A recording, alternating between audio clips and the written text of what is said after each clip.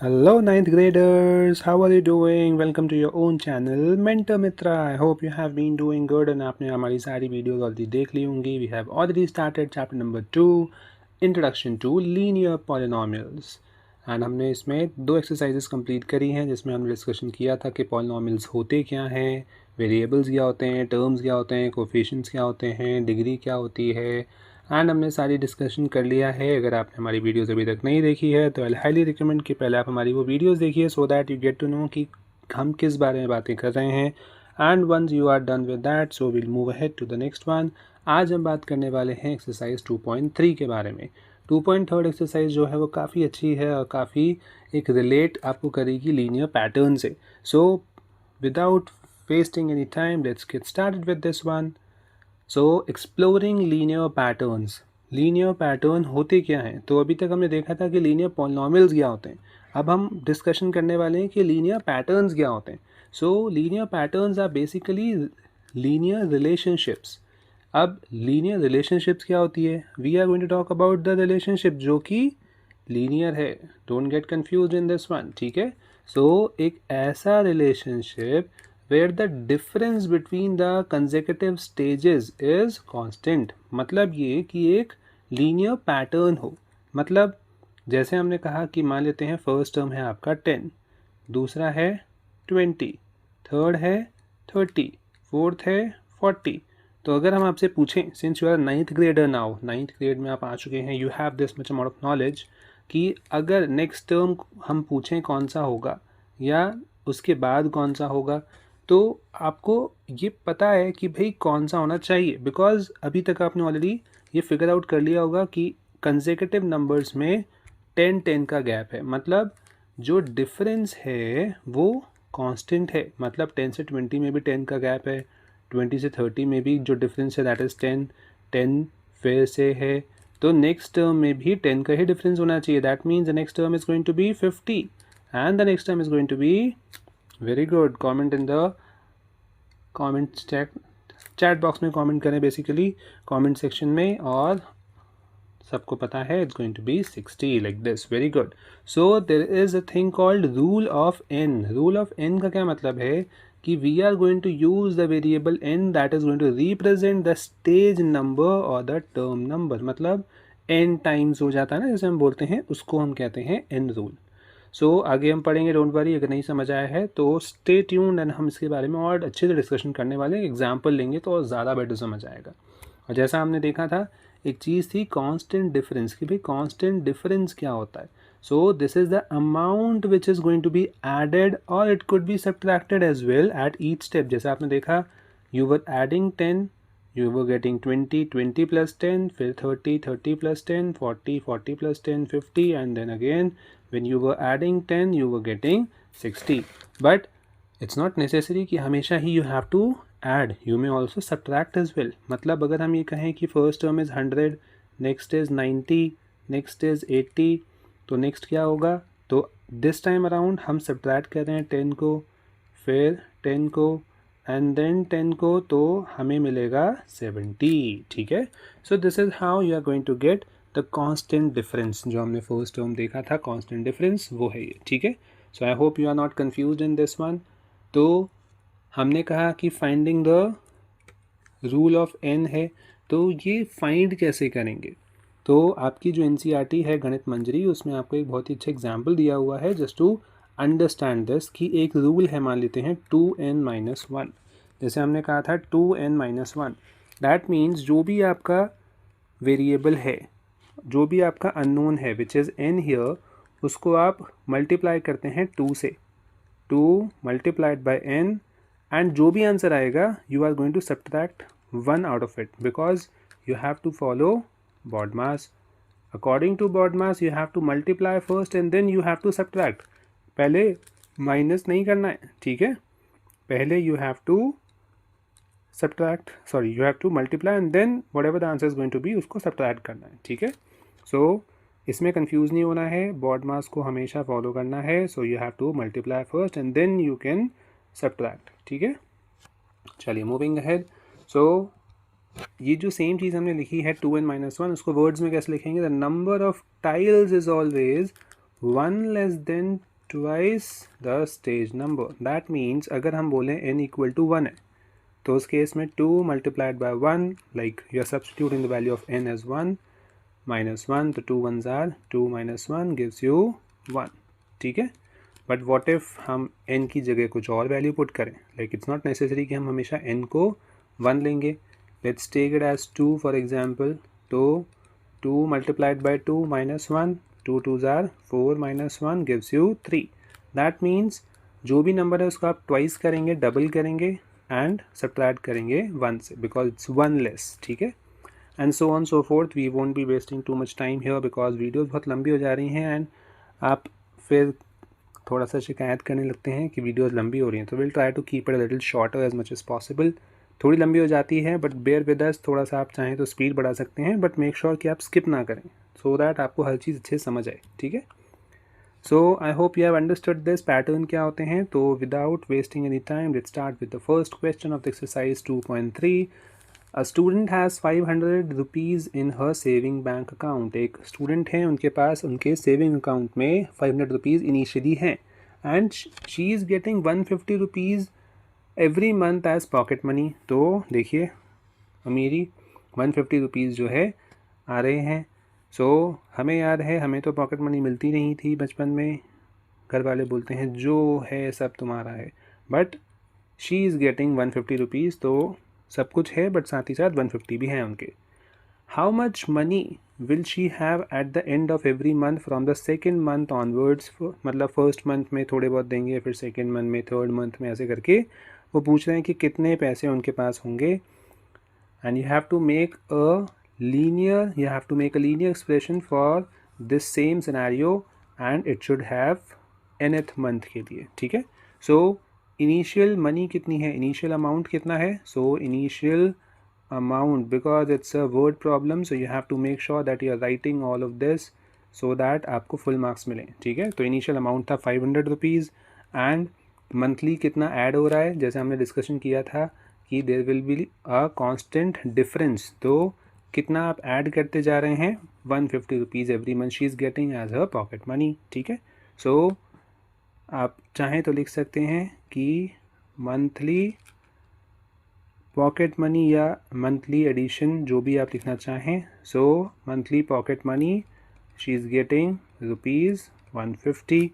So initial amount 500 था, जब month 1 ख़त्म होगा तो उसके पास कितने पैसे होंगे, the girl is going to have 500, like after the end of first month she is going to have 500 जो ऑलरेडी उनके पास थे, प्लस 150 जो उनको पॉकेट मनी से मिलेंगे। That means 650 rupees she is gonna have, ठीक है। Similarly at the end of second month, because इसमें ऐसा मेंशन नहीं किया है कि वो स्पेंड करने वाली है कुछ, तो हम अज्यूम कर रहे हैं कि बस वो सेव कर रही हैं, ठीक है। तो she is getting 150 again. So currently she has 650 rupees in her account and again 150 मिलेंगे। सो नेक्स्ट मंथ उनके पास हो जाएंगे 800 रुपीज़। दैट मीन्स एक रिलेशन कैसी बनी हमारी, रिलेशन हमारी बन रही है कि जो हम कह सकते हैं कि लीनियर एक्सप्रेशन जो होगा हमारा, so that is going to be 500, और you can say जो भी अमाउंट है, तो इनिशियल 500 था plus 150n, 150n, n is for nth month। मतलब अगर लेट्स से इसको कंफर्म करना चाहें तो सेकेंड मंथ का अगर हम इसमें पुट करें तो 500 plus 150 multiplied by 2, because second month में 2 बार उनको 150 मिल चुके होंगे। तो 500 plus 150 2s are 300 and it's going to give her 800 rupees. तो आप देख रहे हैं दोनों सेम है। So this is what your linear expression will be, it's going to be 500 plus 150n। हमेशा याद रखिएगा the answer is 500 plus 150n। कुछ डाउट है तो you have to ask in the comments. कोई भी डाउट है, छोटे से छोटा, बड़े से बड़ा, यू हैव टू आस्क। अगर पूछेंगे नहीं तो हम बता कैसे पाएंगे, ठीक है। Moving ahead to the next one, rally starts with 120 members. तो initial members कितने हो गए? Initial members are going to be 120.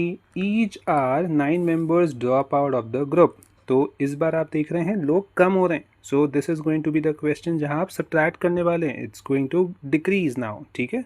So drop out कितने हो रहे हैं? तो हम लिख सकते हैं drop out per hour is 9 members. So you are being asked how many members will be left after first hour, second hour, third hour and so on so forth. तो समझने के लिए जो सीक्वेंस होगा आपका, so sequence is going to be after first hour. First hour के बाद पहले थे 120, 9 चले जाएंगे तो we will be left with 111. Then after second hour के बाद कितने हो जाएंगे? अब हमारे पास बचे कितने थे? 111, बट चले गए 9, तो we are again left with 102. Third कर लेते हैं चलो. तो थर्ड आवर के बाद how many will be left? Now we are left with 102 minus 9 constant है, इतने ही जा रहे हैं हमेशा, तो we will be left with 93. Very good. So again we have to frame the sequence here. तो सीक्वेंस फ्रेम करेंगे for the end of nth term. So linear expression जो होगा for this particular question, I hope you have already figured it out. जो भी initial number होता है that is 120. Last time भी हमने किया था. जो भी इनिशियल नंबर होता है वो देन प्लस या माइनस, वो डिपेंड करेगा कि ऐड हो रहा है या सब्ट्रैक्ट. फर्स्ट क्वेश्चन में ऐड हो रहा था, यहाँ सब्ट्रैक्ट हो रहा था, तो we have to subtract. And constant कितना था? वहाँ था 150 रुपीज़ ऐड हो रहे थे, यहाँ पर 9 है, तो I will write down 9 and n लगा देंगे, बस दैट्स इट. तो the answer is 120 minus 9n. I hope you have understood this. काफ़ी बच्चों ने ऑलरेडी इसका आंसर फाइंड आउट कर भी लिया होगा, एंड अगर आपने किया था तो जल्दी से यस कॉमेंट कर दीजिए. Moving ahead to the next one, the third question, it says that suppose the length of a rectangle is 13 centimeter. तो specifically length को fix कर दिया है. length L जो है that is 13 centimeter. That is being already told. You have to find the area if the breadth is 12 centimeter, if the breadth is 10 and if the breadth is 8. तो एक specific cases आपको यहाँ mention किए गए हैं. तो for the first part, when the breadth is 12 centimeter, we are talking about the area of which figure? Rectangle. So area of rectangle हम find कर रहे हैं. कोई हमें जल्दी से बता दो what is the formula to find the area of rectangle. So area of rectangle का formula था L into B. Very good. So length in this particular question is fixed at 13. For the first part, जो आपका breadth है वो 12 है, तो 12 13 are 12 12 144 आपको याद ही होगा, प्लस 12 कर देंगे, या किसी को टेबल याद है तो it's even better. So it's 156 centimetre square. बातें सेंटीमीटर में चल रही थी, एरिया में स्क्वायर लगाते हैं, ठीक है. So this was the first part. I hope you have understood this. किसी को कुछ डाउट है so you have to ask. कुछ पूछेंगे तो हम बताएंगे. देन सेकेंड पार्ट है आपका breadth is given to you as 10 centimeter. Again the same formula, we are not going to write it again, but आप make sure करिएगा कि आप बार बार लिख रहे हैं. फॉर्मूला के रख से मार्क्स मिलते हैं. Length again 13 multiplied by breadth this time is 10. 13 tens are is 130 centimeter square. That's the answer for the second one. I hope you have understood this. बहुत ही बेसिक, बहुत ही ईजी, बहुत ही आसान चीज़ें आपसे पूछी जा रही हैं. सो आपने और लीक कर दिया होगा. एंड थर्ड पार्ट भी है जिसमें आपसे स्पेसिफिकली पूछा है for 8 centimetre. Again the formula is going to be the same. The length is 13 multiplied by 8. 13 8s are is 104 centimetre square. ठीक है. So this is your answer. I hope you have understood this. कुछ doubt है, कोई भी ऐसी चीज़ है जो आपको नहीं समझ आई है तो you have to ask in the comment section. बहुत ही आसान था, लेकिन we are not done with the question yet because you are also asked to make a linear pattern representing the area. So linear pattern और linear expression भी हमें mention करना है, सो दैट लीनियर एक्सप्रेशन और the linear pattern जो भी आप बोलो इज़ गोइंग टू बी. अब इस पर्टिकुलर क्वेश्चन में they have fixed the length तो हमारी फिक्स्ड है जो कि है 13. ब्रेड्थ हमें नहीं पता तो we can multiply by b.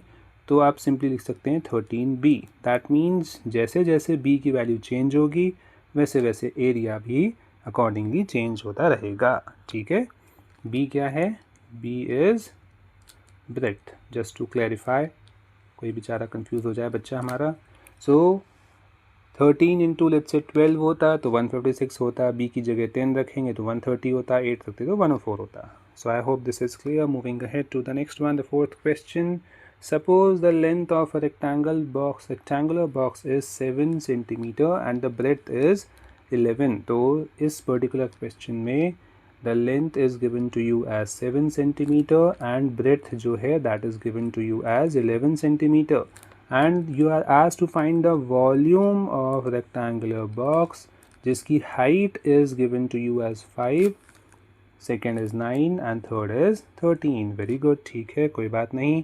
So before we start सबसे पहले फॉर्मूला लिखते हैं so that वो कॉमन हो जाएगा. एंड यू हैव टू, जैसा हमने कहा था, मेक श्योर कि आप हमेशा फॉर्मूला लिखें बार बार.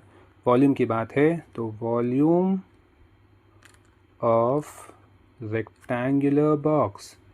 अब because you are finding out the volume here, rectangular, let me just rub it a little. So because ये rectangular box है जो कि इन वे क्या हो जाएगा, क्यूबॉइड हो जाएगा, राइट. तो rectangular box which is nothing but a cuboid, right. So उसका फॉर्मूला क्या होता है, L into B into H. Very good.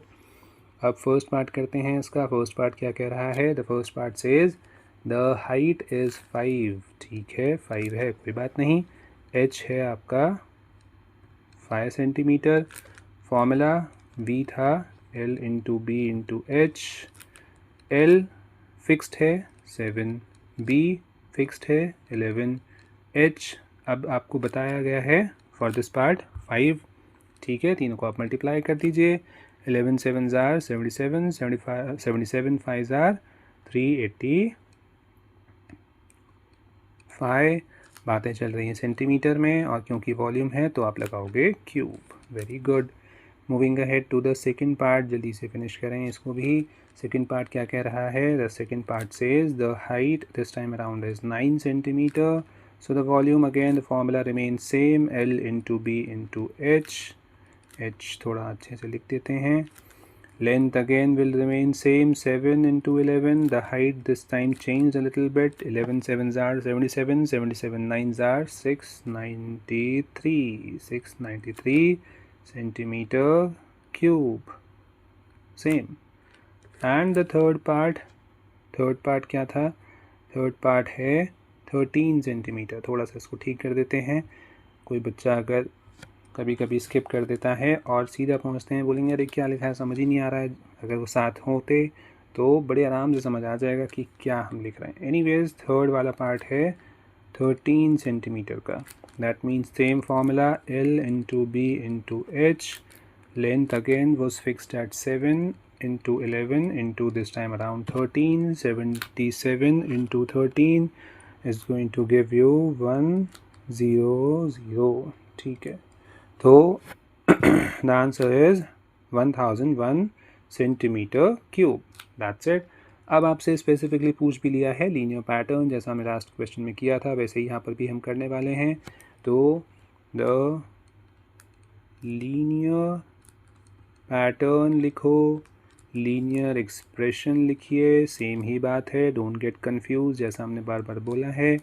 So this is going to be again formula क्या था, L into b into h. L क्या है specifically, 7 into 11 into h. H जो भी होगा. So this is going to be 77H.